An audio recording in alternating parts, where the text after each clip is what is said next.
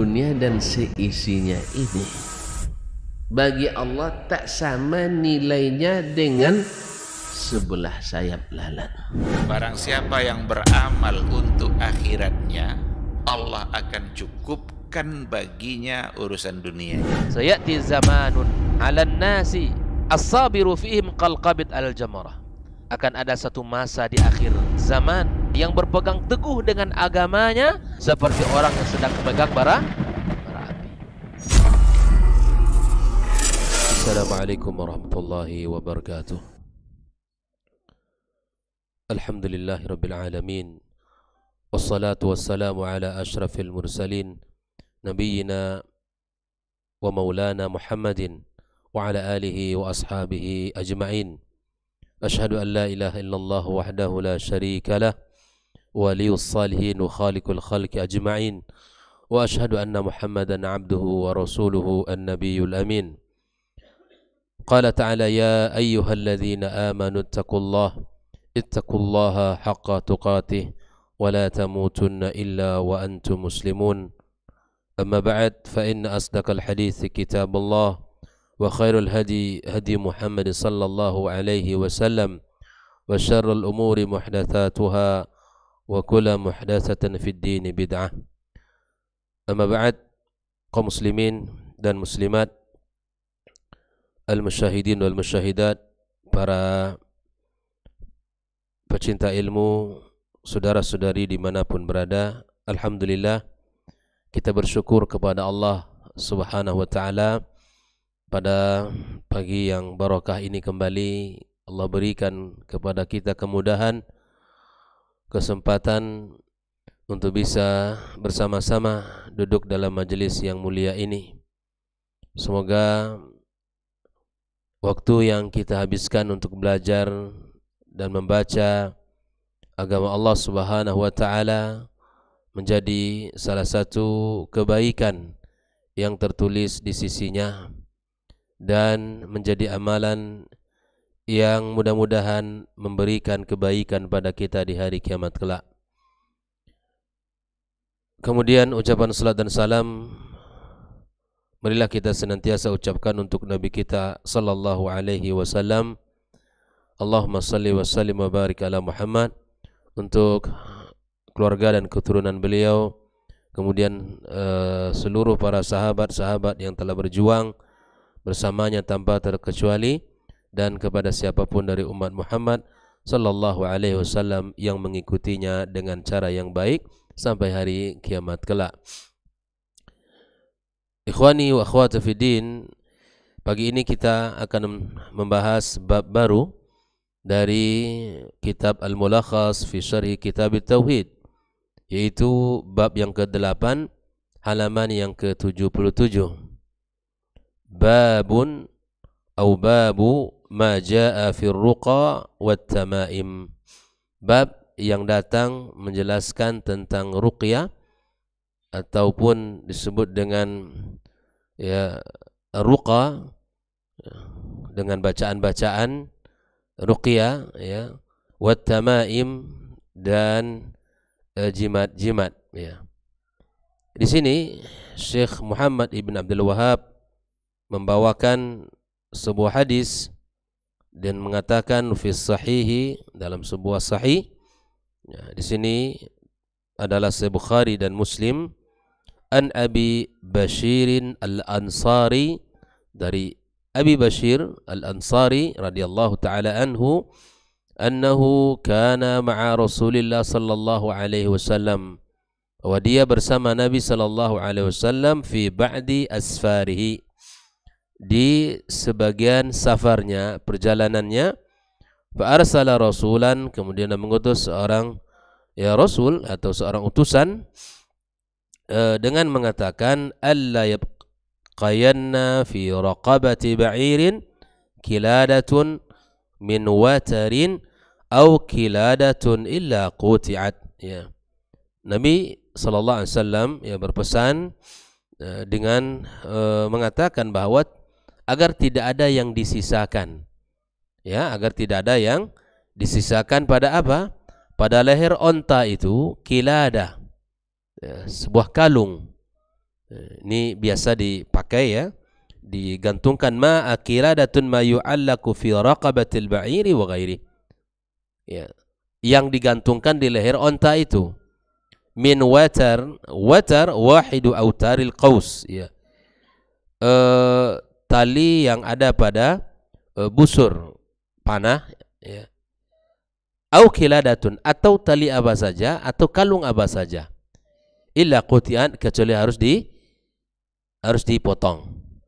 Ini pesan Nabi SAW bahwa tidak ada yang disisakan dari leher onta itu, kalung ya, ataupun apa saja, atau di leher apa saja, bukan hanya di leher onta, kecuali harus dipotong. Nah, inilah hadis yang dibawakan oleh Syekh Muhammad Abdul Wahab di dalam menjelaskan bab maja'a fir ruqa wat tamaim. Ya. Bagaimana Syekh Shalih Al-Fauzan menjelaskan tentang ketersesuaian hadis ini atau bab ini dengan Kitabut Tauhid dengan mengatakan munasabatul babi li Kitabit Tauhid. Ya. Bahwa seperti yang kita jelaskan, bab yang ke-7, ke-8 sampai ke-14 nanti adalah bagian dari contoh-contoh ya penyimpangan-penyimpangan daripada tauhid. Yang pada bab 1 sampai bab 5 atau bab 6 sudah kita jelaskan tentang keutamaan tauhid, pentingnya tauhid dan bagaimana kita harus menjaganya. Ya, maka di bab yang ke-7 sampai ke-14 ya sudah kita bahas pada bab yang ke-7 kemarin, dan pagi ini bab yang ke-8 pada contoh atau bagian bentuk-bentuk kesyirikan yang harus dihindari. Itu pada pagi ini tentu pembahasannya, kata Syekh Shalih Al-Fauzan, annahu istimrarun fi dzikril asya, bahwa bab ini ya kelanjutan di dalam menyebutkan allati tukhillu bi aqidatit tauhid, menjelaskan tentang perkara-perkara yang bisa merusak tauhid. Ya, ini ada kelanjutan tentang penjelasan-penjelasan yang akan merusak tauhid. Ya, minar ruqa wat tamaim asyirkiyah, dari bentuk ya ruqyah, ya jampi-jampi. Atau ruqyah itu ada dua ya, ruqyah syar'iyyah. Kalau ruqyah syar'iyyah jelas dari Al-Qur'an ya, dalam baca-bacaannya. Ya, adapun yang ruqa yang ghair syar'i atau syirkiyah, yaitu tadi ya mantra-mantra, dibacakan mantra-mantra atau wattamaim atau jimat-jimat ya. Dan nanti pada bab yang atau hadis yang kedua ada tiwalah, namanya itu pelet yang digunakan untuk apa? Biasanya agar istri sayang ke suami atau suami sayang lebih sayang ke istri. Dan itu juga bagian dari kesyirikan yang tidak boleh dilakukan dalam agama kita. Nah, lalu kemudian makna daripada bab ini, kata Shalih Fauzan, maja'a fi ruqa wa tamaim ay minan nahi, bab yang datang melarang amma la yajuzu minha. Bagian penjelasan tentang bab yang tidak dibolehkan di dalam Islam. Fis sahih artinya di dalam sahihaini, itu Sahih Bukhari dan Muslim. An Abi Bashir, siapa beliau ini? Huwa sahabiyun, seorang sahabat, syahida ghazwatul Khandaq, dia ikut pada perang Khandaq. Wa mata ba'da 60, dan meninggal pada setelah tahun 60. Ya. Wa ba'da as-sittin, setelah meninggal pada setelah 60 tahun ya. Qiladatun artinya apa? Qiladah yang dimaksud dalam hadis itu ada biasanya ma yu'allaq fi raqabatil ba'iri wa ghairi, yang biasanya digantungkan di leher onta. Kalau bahasa kitanya kalung ya. Kalau kemarin kita pembahasannya adalah gelang kan, yang gelang-gelang yang dipakai gitu dengan tujuan untuk melindungi dari bala atau menolak bala, itu juga dihapuskan atau dihilangkan, diputuskan. Ya. Hadis pada pagi kemarin kita bahas tentang hadis Ibn Abi Hatim ya, di mana Huzaifah mengatakan bahwa dia melihat seorang laki-laki yang di tangannya ada benang ya, di tangannya ada benang ya, yang dia yakini benang itu bisa menyembuhkan dari apa? Penyakit demam ya. Maka Hudzaifah langsung memotongnya. Nah, bersihkan nih dari tangan-tangan anak muda hari ini ya. Dari anak-anak kecil kita, anak-anak bayi, kemudian anak-anak muda ya, ataupun mungkin orang-orang tua yang masih memakai seperti itu, kalung maupun gelang. Yang dengan memakai itu ada tujuan tertentu. Bisa menolak bala, bisa mengangkat ya penyakit dan seterusnya. Nah, itulah qiladah. Au qiladah, atau di sini syak minar rawi, atau rawi agak ragu, hal al-qiladah muqayyada bikauniha min watar au mutlaqa min al-watr wa ghairi. Ataukah maksudnya qiladah itu ya terikat dengan yang disebutkan atau apa saja gitu ya. Tidak khusus yang disebutkan daripada apa di dalam hadis ini. Nah, ikhwah fillah, al-ma'na al-ijmali lil hadithi, bahwa ya, makna global dari hadis ini apa? Anna Nabiy sallallahu alaihi wasallam ba'asa fi ba'di asfarihi, ya, bahwa Nabi SAW mengutus di sebagian safarnya, man yunadi finnas, ada orang yang menyeru kepada manusia, bi izalatil qala'idil lati fi riqabil ibil, ya, untuk memotong, menghilangkan kalung yang ada di leher onta, allati yuradu biha daf'ul aini wa daf'ul afat, yang dengan tujuan itu ya, lagi-lagi tujuannya untuk apa? Menolak ain, menolak bala, atau menolak penyakit. Ya. Lianna dzalika minasyirki alladzi tajibu izalatuhu. Karena perbuatan itu ya dilarang oleh Nabi SAW, ya, mesti diputuskan karena itu bagian dari bentuk kesyirikan yang mesti dihilangkan. Jelas ikhwafillah? Jadi jangan sibuk-sibuk kalau ada anak lahir malam hari, tengah malam, atau menjelang subuh, dengan keyakinan-keyakinan tertentu nanti terkena ain, atau misalnya mudah diganggu jin dan seterusnya. Ya.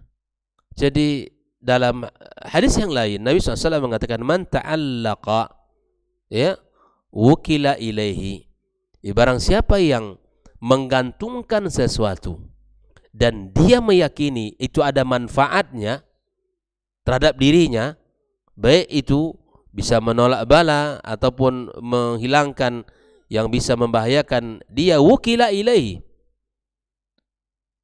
ini ancaman dari Nabi, maka Allah akan jadikan dia bergantung kepadanya. Bayangkan itu. Bagaimana akhir hidup orang yang seperti ini? Jangan coba-coba lakukan itu dalam kehidupan kita. Ya. Kalau ingin selamat, maka murnikan tauhid dan akidah kita. Ikhwafillah, maka tidak ada yang namanya ya, hal-hal yang berkaitan dengan sesuatu yang kita yakini itu bisa memberikan manfaat kepada kehidupan kita dan diri kita dan keluarga kita. Jelas ya? Maka hal ini mesti dihilangkan karena dia merupakan bagian dari kesyirikan. Lalu kemudian munasabatul hadis lil bab, ketersesuaian hadis ini dengan bab yang sedang kita baca, min haits annahu aw innahu yadullu ala anna taqlid al-ibil wa nahwiha al-awtar wa ma fi ma'naha li daf'il afat haramun wa syirkun. Di mana bahwa ini menunjukkan, hadis ini menunjukkan menggantungkan ya sesuatu kalung di leher ibil atau onta ya, dari tali busur ataupun yang sama maknanya dengan tali tersebut, dengan tujuan untuk menolak bala, adalah sesuatu yang haram dan merupakan kesyirikan. Li'annahu min ta'liqit tama'imil muharramati, karena itu merupakan menggantungkan tamimah, ya, ada yang diharamkan dalam agama kita. Jelas ikhwafillah, bahwa kalau ada orang yang mantra-mantra membaca sesuatu ya yang tidak tahu makna dan bacaannya, maka ini tidak boleh. Ini namanya ruqa atau ruqyah. Kalau ruqyah jelas Yang meruqyah itu ya ustadznya salat, akidahnya benar, ya multazim ya dengan agama Allah. Yang dibaca jelas. Ya kita pun mendengarkan. Ya ada orang yang membaca mantra-mantra, ya itu bacaannya itu bercampur-campur gitu, menyatu, dan tidak boleh kita dengar. Bahkan meruqyahnya di balik tembok, dia di balik tembok, kita di baliknya lagi. Nah, kan begitu. Bahkan dikasih jarak agar kita tidak tahu apa yang dibacanya atau apa jenis bacaan yang dibacanya.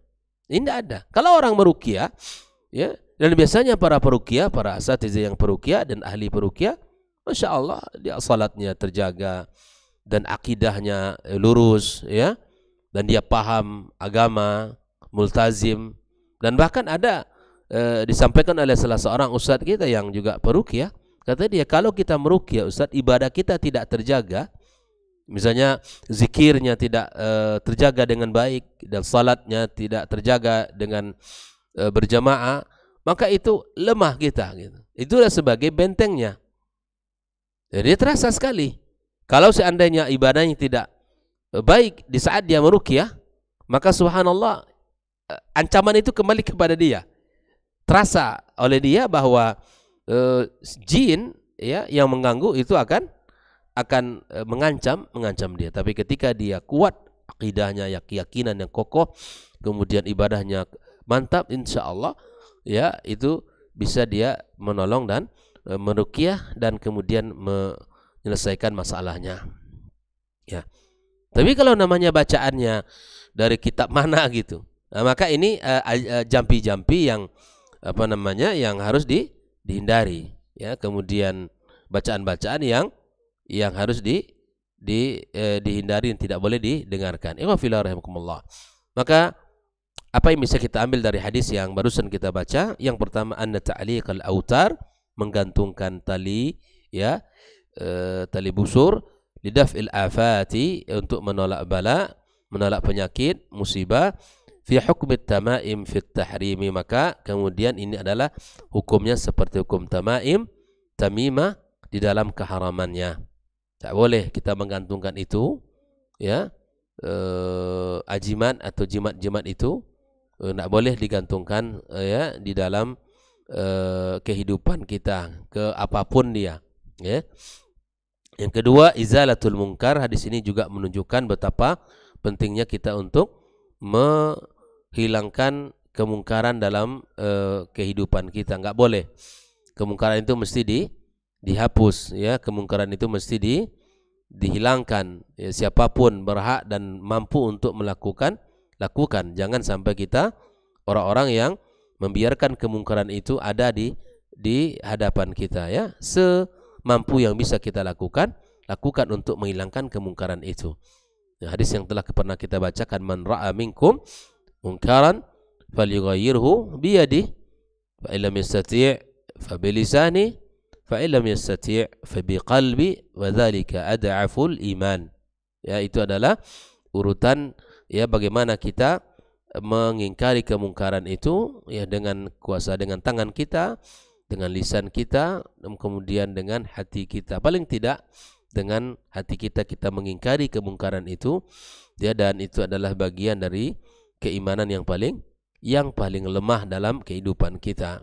Yang ketiga, ikhwafillah, tablighun nasi ma yasunu aqidatahum.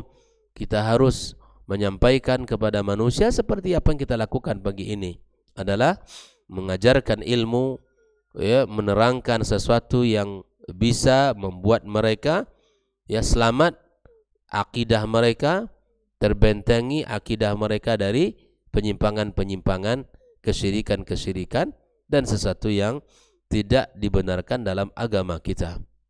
Ikhwani wa akhwati fiddin, ya kaum muslimin dan muslimat, inilah hadis yang pertama dari bab yang ke-8 ini, bahwa sesungguhnya kata Nabi sallallahu alaihi wasallam bahwa tidak boleh dibiarkan, ya, disisakan pada leher onta itu qiladatun, itu kalung yang terbuat dari mana, ya, tali busur, panah ataupun apa saja, ya, maka harus dipotong, harus diputuskan, tidak boleh ada.